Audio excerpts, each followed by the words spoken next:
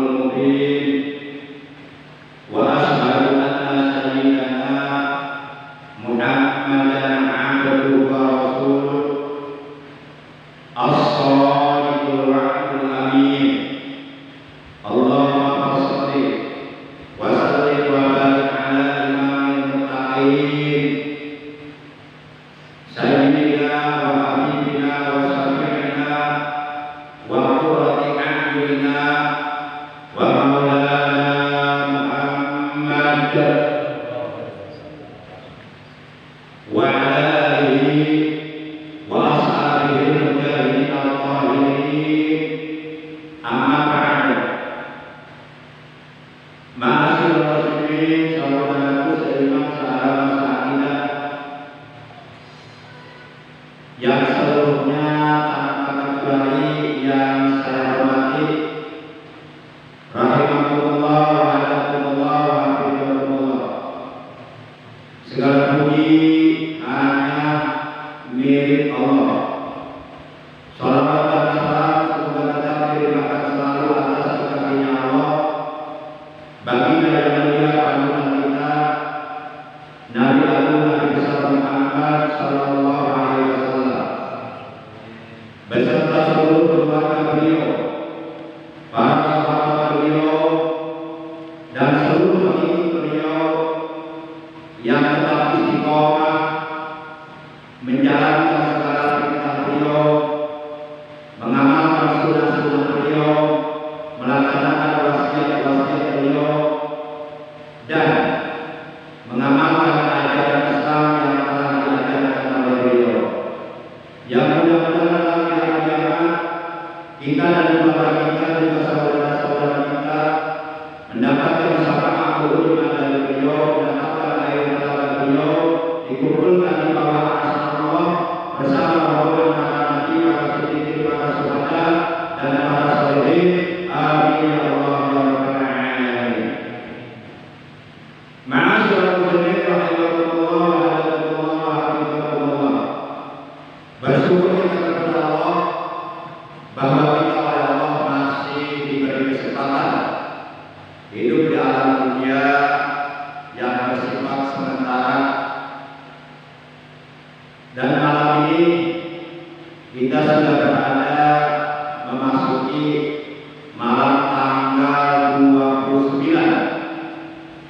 di bulan Syawal 1447 Hijriah, berdekatan dengan tanggal 23 Agustus 2025. Dan hari kita malam ini adalah taklim pertemuan yang ke-627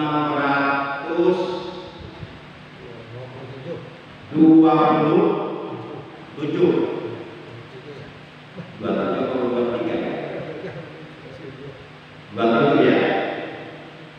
Baik para jamaah yang dimuliakan oleh Allah Subhanahu wa taala, sebagaimana biasa, mari kita awali taklim kita pada malam ini dengan membaca Al-Qur'an, dengan membaca salawat, dan dengan bacaan zikir jalalah. Pahalanya dari bacaan tersebut kita niatkan di dalam hati kita masing-masing.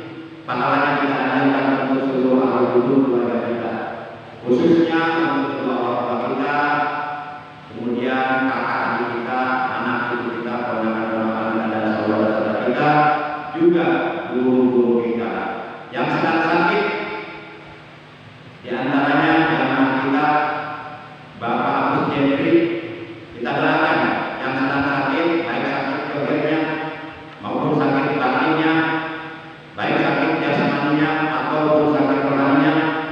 Semoga yang sedang sakit oleh Allah lekas diberikan kesembuhan, diberikan kesehatan, kesehatannya dipulihkan kembali seperti sedia kala, sehingga mereka dapat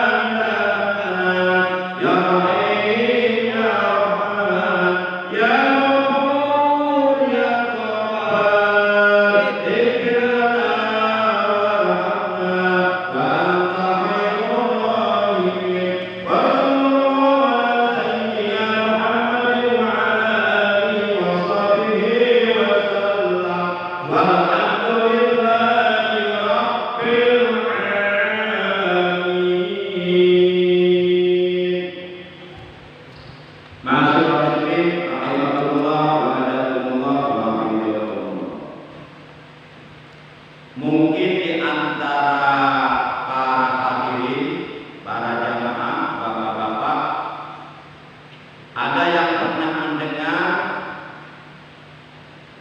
sebuah ayat Al-Quran yang berbunyi hafizu 'alas sholawati was sholatil wusta wa qumu lillahi qanitin. Bapak-bapak pernah nggak mendengar ayat ini?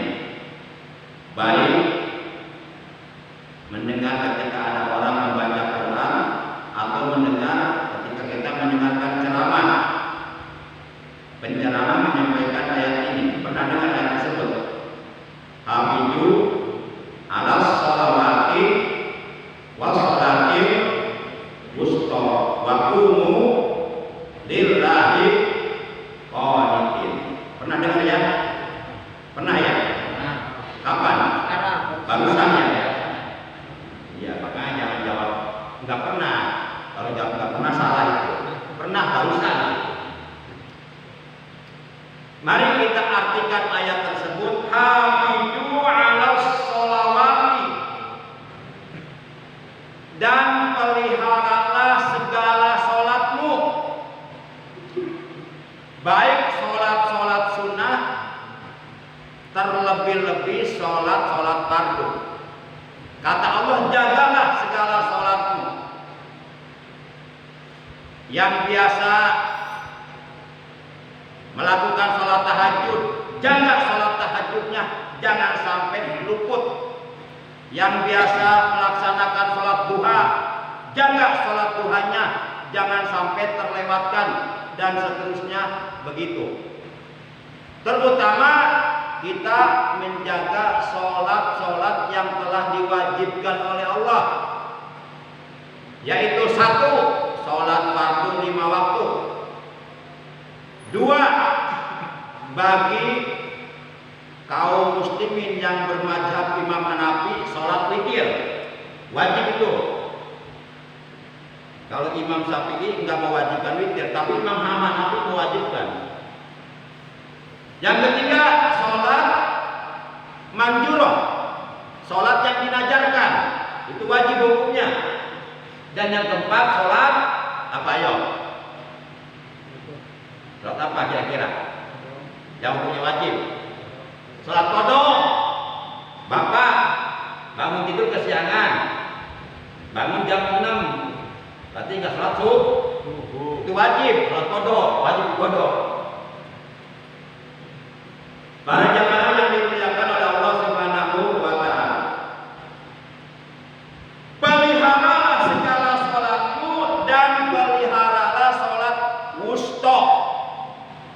Wusta itu artinya tengah.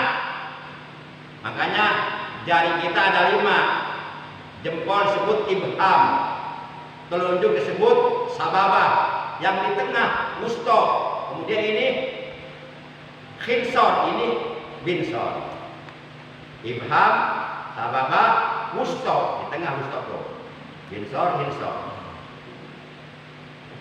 Menurut sebahagian para ulama mufassirin, yakni para ulama yang ahli di bidang ilmu tafsir Al-Quran, mayoritas para ulama ahli tafsir mengatakan bahwa yang dimaksud sholat wusta adalah sholat asar, sholat yang berada di tengah.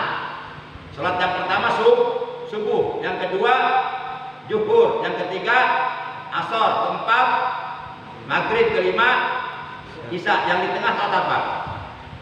Asar, sholat wusta.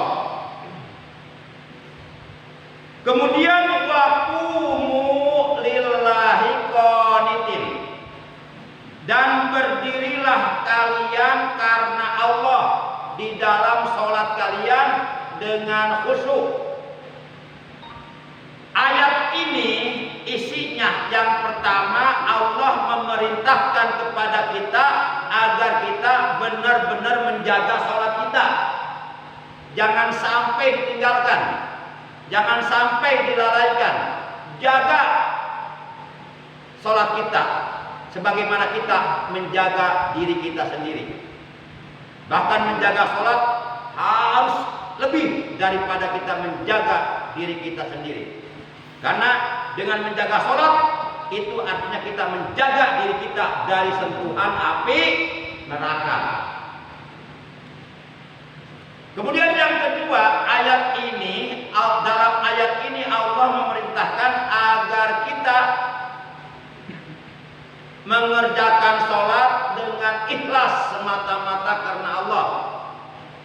Sebab Allah tidak akan menerima sholat yang dilakukan bukan karena Allah. Misal karena riya, karena ingin mendapatkan atau mengharapkan pujian dari manusia. Itu sholatnya ditolak oleh Allah. Kemudian yang ketiga, dalam ayat ini Allah memerintahkan agar hendaknya kita mengerjakan sholat dengan khusyuk. Artinya kita diperintahkan untuk berusaha semaksimal mungkin, seoptimal mungkin mengerjakan sholat dengan khusyuk sesuai dengan tingkat kehusuan diri kita sendiri. Kalau kita mengerjakan sholat ingin khusyuk seperti khusyuknya Rasulullah, nggak mungkin bisa. Nggak mungkin bisa. Ya khusyuk ukuran kita aja, ukuran kita. Kalau kita ingin mengerjakan sholat dengan khusyuk seperti khusyuknya Sayyidina Ali, nggak bisa. Sayyidina Ali sedang sholat, oleh orang kafir ditumbak punggungnya dari belakang, nggak kerasa dia. Sholat terus lanjut. Begitu selesai sholat baru kerasa. Tuh, saking khusyuknya Sayyidina Ali sholat. Coba kita menjangankan ditumbak, ada nyamuk nempel di pipi kerasa kita, ditepak. Nah, jauh banget. Para jamaah yang dimuliakan oleh Allah Subhanahu wa taala. Baik, kemudian ada juga sebuah keterangan yang menyatakan hafizu ala sholatikum ma dumtum tatanaffasuna fa inna sholatakum satah padukum ba'da tawakufikum ba'da tawakufikum anitanafus ba'da mamatikum. Artinya begini, jagalah oleh kalian sholat kalian selama kalian masih bisa bernapas. Bapak-bapak, kita semuanya masih bisa bernapas. Masih.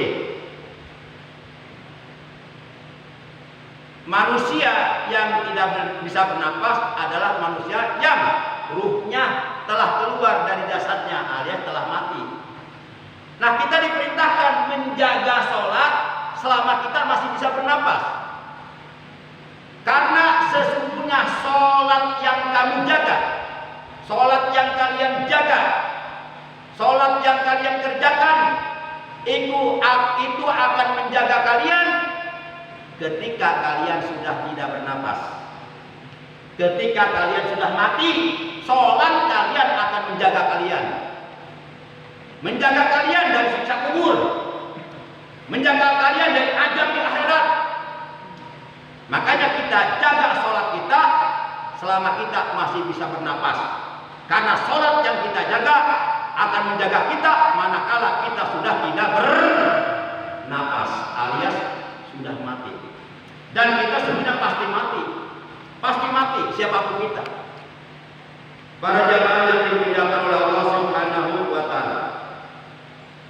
Adapun beberapa perkara yang harus kita jaga dalam hal menjaga sholat, beberapa perkara yang harus kita jaga terkait dengan sholat, beberapa hal yang harus kita jaga yang konteksnya berhubungan dengan sholat.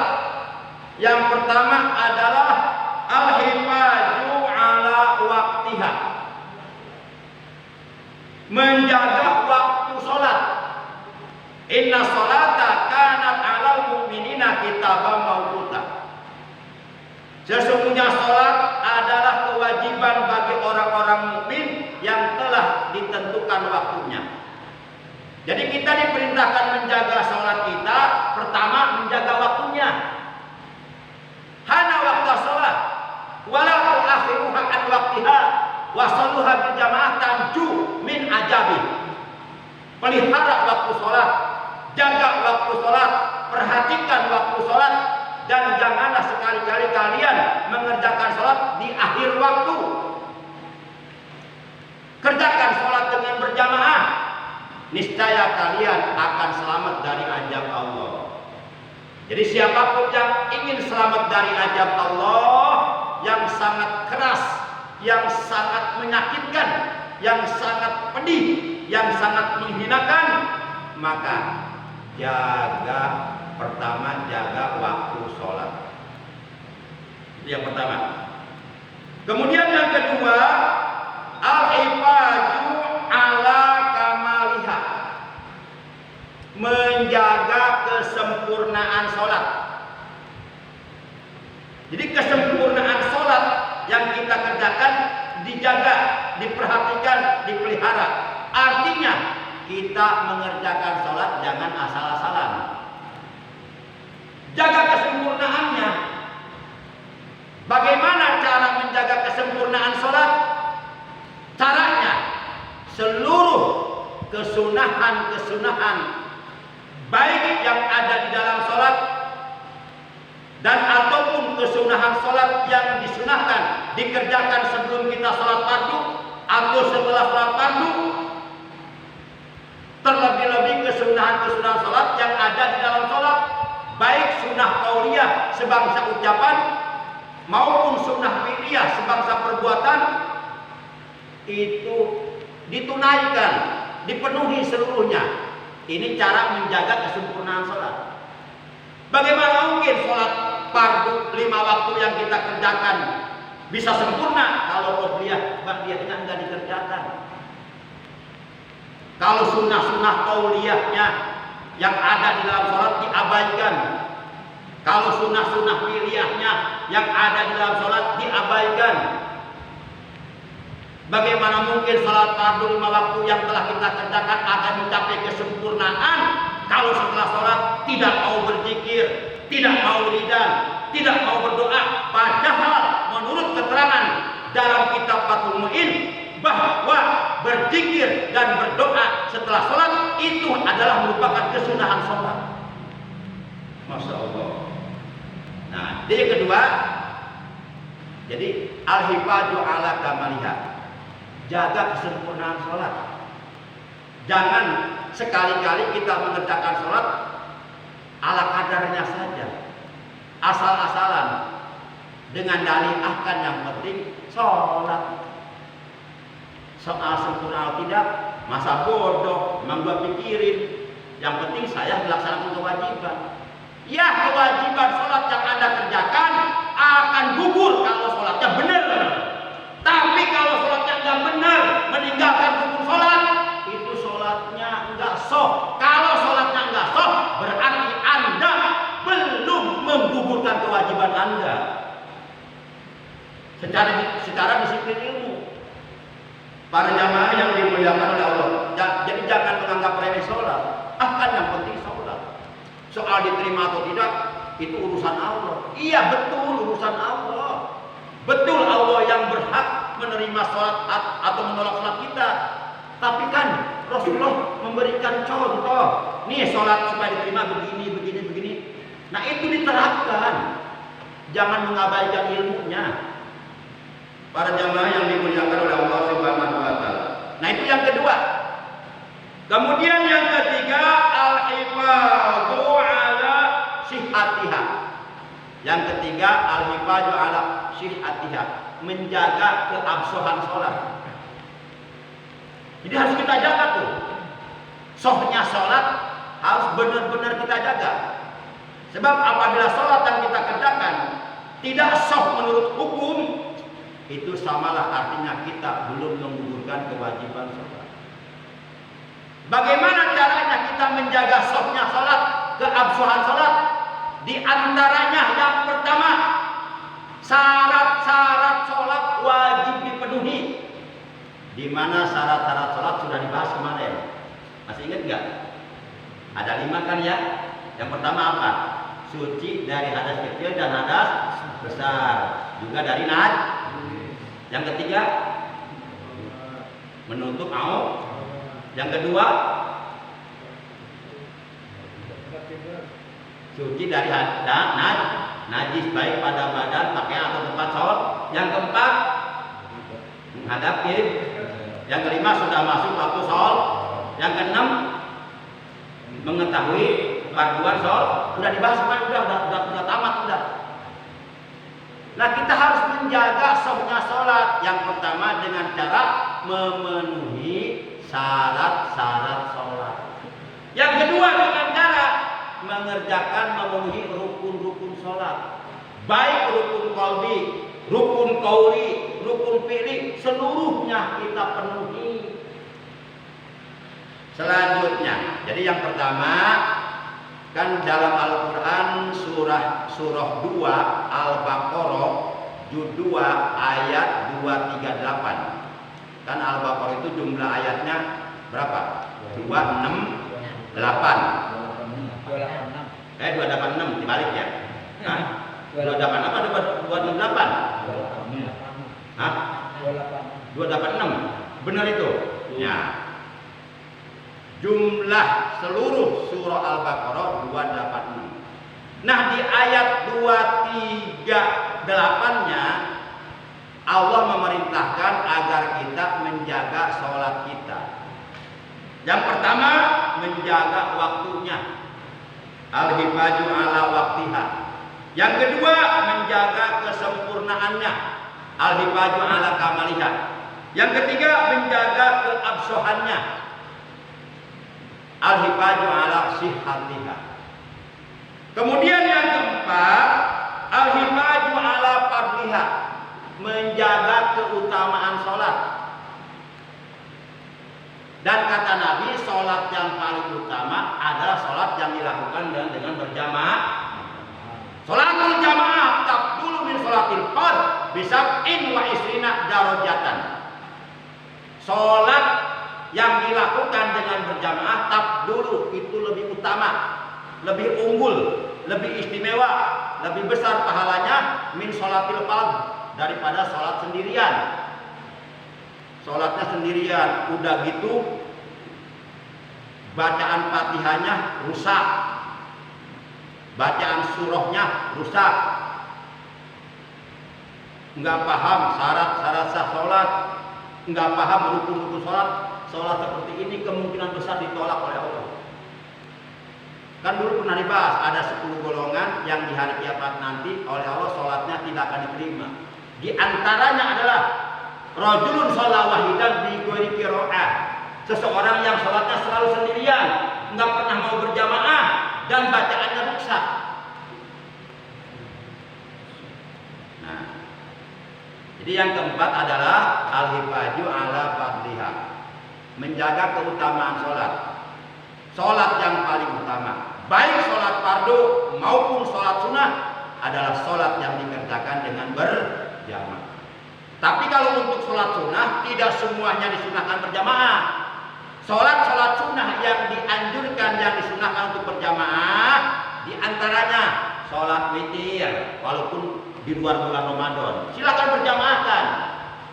Sholat witir baik di bulan Ramadan maupun di luar Ramadan boleh diberjamaahkan.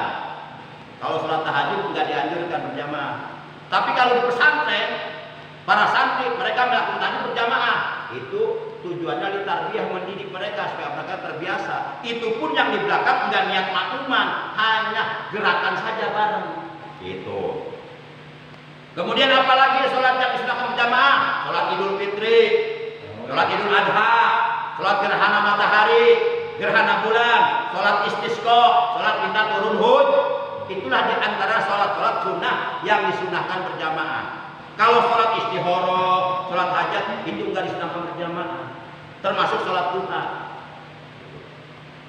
termasuk sholat lidakil bala. Tapi walaupun diberjamaahkan hanya gerakannya saja, di belakang tidak makmuman, tetap munfaridan.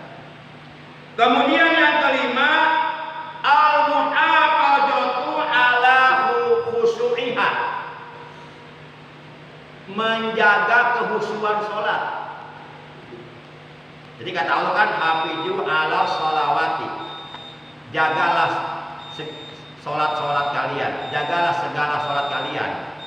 Jadi maksudnya yang kelima adalah al-muhafadzatu ala khusyu'iha, jadi menjaga kehusuannya. Jadi memang saya sendiri merasakan mengerjakan sholat dengan khusyuk susah banget, susah, kerasa sama saya. Tapi walaupun susah, bukan berarti kita enggak mau berusaha untuk khusyuk. Tetap kita diperintahkan berusaha semaksimal mungkin, seoptimal mungkin mengerjakan sholat dengan khusyuk sesuai kemampuan kita masing-masing. Kalau umpama kita sudah berusaha maksimal mengerjakan sholat dengan khusyuk sesuai kemampuan kita, ternyata masih tidak khusyuk, ya udah, sampai di situ kemampuan kita. Nah, yang salah itu sudahlah sholat dengan khusyuk susah, dia tidak berusaha sholat dengan khusyuk. Itu yang salah. Nggak mau usaha, nggak ada usaha. Kita urusan rezeki aja tetap berusaha. Padahal rezeki sudah ditentukan oleh Allah. Urusan jodoh aja kita tetap diperintah untuk berusaha, padahal jodoh ditentukan oleh Allah. Apalagi tentang kehusuan sholat. Baik para jamaah, oleh karena sudah masuk waktu isya, sebenarnya masih ada 4 lagi ya. Masih ada 4 lagi. Jadi seluruhnya ada 9. Jadi yang dimaksud jagalah sholat-sholatmu. Yang pertama tadi masih ingat menjaga apanya? Jaga waktu sholat. Yang kedua masih ingat jaga kesempurnaan sholat. Yang ketiga jaga keabsahan sholat. Yang keempat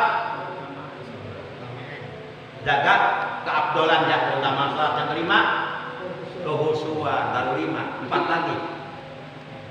Nah itu yang dimaksud jagalah sholatmu. Situ maksud.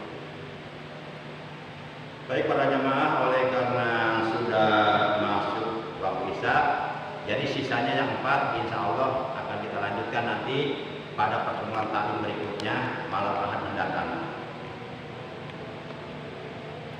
Mudah-mudahan apa yang kita bahas dari awal hingga akhir dalam taklim yang mulia ini seluruhnya oleh Allah dijadikan ilmu yang bermanfaat, ilmu yang barokah, ilmu yang beserta hidayah, ilmu yang dapat memperbaiki dan menyempurnakan ibadah kita kepada Allah Subhanahu wa taala, terutama ibadah sholat 5 waktu yang nanti pada hari kiamat merupakan amalan yang paling utama kali akan diperiksa oleh Allah Subhanahu wa taala. Baik para jamaah yang